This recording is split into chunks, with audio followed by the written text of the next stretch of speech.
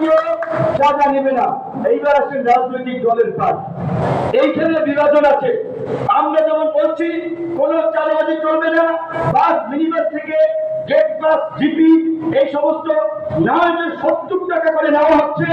এইখানে কিন্তু বড় একটা টাকায় নাকি কাঠের পুতুল হাত হয়, বুঝছেন তো? তাহলে এই যে 1000 কোটি টাকা, এইটা তো অনেকে রুটি রুটি বাণিজ্যের ব্যাপার। কাজে তারা তো পরে টাকা পয়সা দিয়ে মানুষ বলবে, সংগঠন বানাবে, তারপর আপনাকে আমরা যে প্রতিবাদ করছি আমাদেরকে তারা ভিলেন বানাতে চেষ্টা করে। আমাদের পরিষ্কার কথা, স্থানীয় সরকার মন্ত্রণালয়ের এক প্রজ্ঞাপনে যেমনি ভাবে সমস্ত আপনার উপজেলা চেয়ারম্যান, পৌরসভার মেয়র, সিটি কর্পোরেশনের মেয়রদেরকে বিরুদ্ধ করা হয়েছে, একইভাবে সেটা যথাযথ অথরিটি করবেন। এই যে চাঁদাবাজির যে দোকানগুলো ছিল যাত্রাবাড়ি, মহাখালী, গাবতলী, সমস্ত বাস স্ট্যান্ডে সমস্ত দোকান অনতিবিলম্বে বন্ধ করতে হবে। এই দোকানে যারা বলবেন আপনারা সবাই মিলে হাত পা ভেঙে দেবেন, পরিষ্কার কথা। যদিও বলছেন না এই ধরনের কথা বলা যাবে না, চোরাই না হিসেবে ধর্মের কাহিনী। কাজে এই যে লুটেরা মাথায় গোষ্ঠী পুতু পুতু করে কথা বললে এরা শুনবে না। এরা যেমন কুকুর তেমন মুগুর নিয়ে পরে রাস্তায় আনতে হবে। পরিষ্কার ভাবে বলছি পরিবহন মালিক ভাইদেরকে, এইখানে এই সংগঠনটার সাথে আমি জড়িত আছি, তারাও যদি কোনোদিন 10 পয়সার চান্দা কিংবা অনুদানের জন্য যায়, আমি কিছু না করলে সাংবাদিকদের তো জানাইতে পারবেন যে বিপিনুর বড় বড় কথা বলছে, তার লোকেরা তাদের এইটা করছে। পরিষ্কার কথা, আমাদের এই সংগঠনের নামে 5 পয়সার চাঁদাবাজিগুলো চলবে না। আমাদের শ্রমিক অধিকার পরিষদের সভাপতি বলছিলেন যে আহত শ্রমিকদের চিকিৎসা বিষয়ে তারা একটা ফান্ড গঠন করতে চান, আমি সামিল ভাই উপদেষ্টা থাকবেন বলছেন। আমি বলছি সেখানে আমরা গণঅধিকার পরিষদের পক্ষ থেকে প্রাথমিকভাবে তাদেরকে 5 লক্ষ টাকা দিব, কিন্তু কোন মালিক বা কারো কাছে চান্দা নেওয়া যায় না। নিজেদের উদ্যোগে নিজের শক্তিতে পারলে কিছু করবেন, ধান্দাবাজি চান্দাবাজি চলবে না। আমাদের পরিবহন মালিক ভাইদেরকে বলবো, আজকে এখানে বেশ কিছু শ্রমিক নেতাকে দাওয়াত দেওয়া হয়েছিল, তারা আসে নাই, কারণ তারা তো মালপানির ভাগ বাটোয়ারা দিচ্ছে। অনেককে ডাকা হয়েছিল, তাদেরকে নিষেধ করা হয়েছে যে তোমাদের প্রোটেকশন দেবো আমরা। তো কাজী আপনারা যদি এই চাঁদাবাজদেরকে প্রশ্রয় দেন, চাঁদাবাজদের পক্ষে অবস্থান নেন, নিজেরা যদি জিম্মি থাকেন, তাহলে আমাদের কিছু করার নাই। কিন্তু আমাদের যা করার আছে সেইটা আপনাদেরকে জানাই।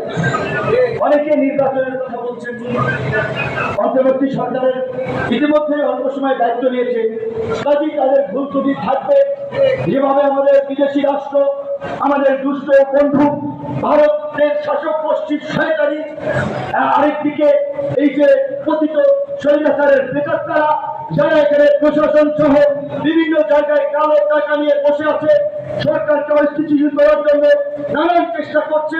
সেদিন দেখেছেন সচিবালয় থেকে প্রতিহত করেছি এবং পরিষ্কার ঘোষণা, এই সরকারকে তারা অস্থিতিশীল করতে চেষ্টা করবে। তাদের দাঁত ভাঙা জবাব ছাত্র জনতা নাগরিক আমরা সম্মিলিতভাবে দেব। এই সরকার কোন রাজনৈতিক দলের সরকার না, এই সরকার নিরপেক্ষ সরকার, ছাত্র জনতা ম্যান্ডেটের সরকার। অবশ্যই ছাত্র জনতা আমরা মনে করবো যে যতদিন পর্যন্ত আমাদের কাঙ্ক্ষিত রাষ্ট্রের রূপরেখা আমরা পাচ্ছি না, যতদিন পর্যন্ত সংস্কার পাচ্ছি না, ততদিন পর্যন্ত এই সরকারকে আমরা রাখবো, তাদেরকে আমরা সমর্থন দেবো। নির্বাচন নিয়ে অস্থিরতার কিছু নাই। ডক্টর মোহাম্মদ ইউনূসের প্রতি আমাদের এই বিশ্বাস আছে, জীবনের শেষ প্রান্তে এসে তার ক্ষমতার লোভ এবং মোহ নাই। সারা বিশ্বের বিভিন্ন দেশে প্রধানমন্ত্রী রাষ্ট্রপতিদের চেয়ে অনেকের চেয়ে ঊর্ধ্বে। কাজী এই রকমের একজন গ্রহণযোগ্য একটা ওয়ার্ল্ড ওয়াইড কানেক্টেড লোককে ব্যবহার করে আমরা যদি আজকে আমাদের গার্মেন্টসের রপ্তানি ইউরোপ আমেরিকাতে বাড়াতে পারি, কারণ উনি যদি কোনো দেশের ফরেন মিনিস্টার, লেবার মিনিস্টার কিংবা প্রেসিডেন্ট প্রধানমন্ত্রীকে বলে যে ভাই আমার দেশের এই দুর্যোগে আমি দায়িত্ব নিয়েছি, আমার মান সম্মানের প্রশ্ন, তোমরা আমাকে কিছু হেল্প করো, আমার জায়গা থেকে গার্মেন্টসের প্রোডাক্ট কেন, তারা সবাই কিনবে। মিডল ইস্ট সহ বিভিন্ন দেশগুলোকে ফোন করে বলে যে ভাই আমার দেশের দক্ষ তরুণ অনেক জনগোষ্ঠী আছে, দেশপ্রেমিক সৎ সাহসী, তাদেরকে তোমরা কাজ দাও, তোমাদেরকে আমরা হেল্প করি, আমরাও ভালো থাকি। আমার বিশ্বাস অনেক দেশ শ্রমিক নেবে।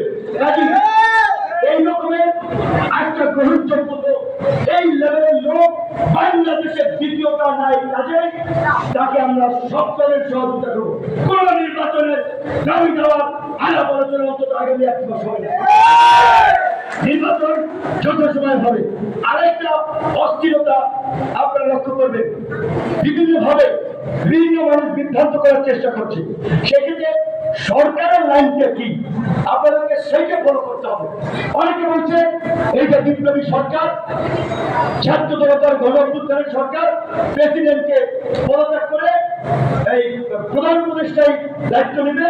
আমরাও অনেকের আলোচনা আসলে কিছুটা আমরাও বিভ্রান্ত অনেক ক্ষেত্রে, কাজে সেই ক্ষেত্রে আমরা আলাপ আলোচনা করে আমাদের লাইন ঠিক করবো। প্রথমত এই সরকার কিন্তু অন্তর্বর্তীকালীন সরকার হিসেবেই প্রেসিডেন্টের কাছে শপথ দিয়েছে। প্রেসিডেন্ট যদি পদত্যাগ করে, যদি সংবিধান আপনি ফলো করেন, তাহলে স্পিকার হচ্ছে আপনার রাষ্ট্রপতির দায়িত্ব পাবে।